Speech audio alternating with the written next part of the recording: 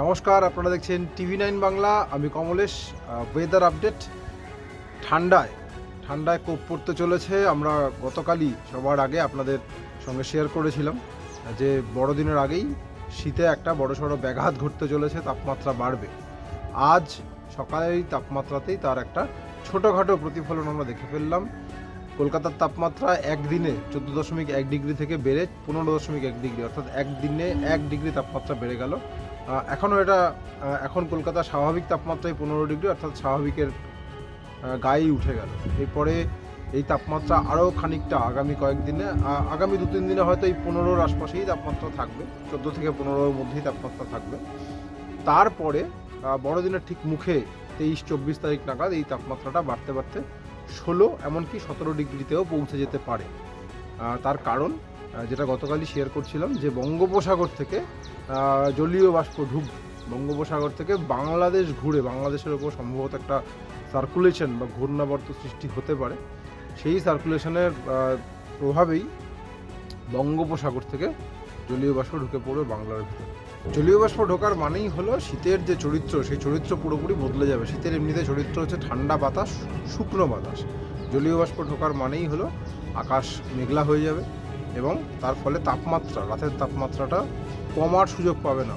কারণ উত্তর ভারত থেকে যে ঠান্ডা শুকনো বাতাসটা আসছে সেটা আর সেভাবে আসতে পারবে না, তার যোগান সেটা আটকে যাবে এবং মেঘলা হয়ে গেলে দিনে যে তাপ ঢুকছে সেই তাপ রাত্রেবেলা দ্রুত বেরিয়ে যেতে পারবে না, যেটা গত কদিন ধরে আমরা দেখছিলাম যে দিনে চড়া রোদ থাকলেও রাত্রে খুব তাড়াতাড়ি তাপমাত্রাটা নেমে যাচ্ছিল।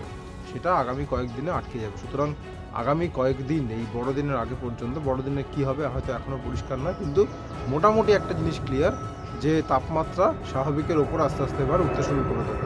জেলাতেও একই পরিস্থিতি থাকবে। এমনিতে জেলার তাপমাত্রা 10, 11, 12 ডিগ্রির আশপাশে, বিশেষ করে পশ্চিমাঞ্চলের জেলাগুলোতে রয়েছে, সেখানেও তাপমাত্রা একটু একটু করে বাড়ছে। চাকিয়ে শীত বলতে আমরা যেটা বুঝি সাধারণত বাঁকুড়া, পুরুলিয়া বা এই পশ্চিমের বেল্টটাতে, বীরভূমে, এখানে মোটামুটি 7 ডিগ্রি 8 ডিগ্রিতে তাপমাত্রা নামে বেশ কয়েকদিন থাকে। এখনও পর্যন্ত ওই একদিন পুরুলিয়ার তাপমাত্রা 8 ডিগ্রির ঘরে নেমেছিল, 8 আর 9-এর মাঝামাঝি।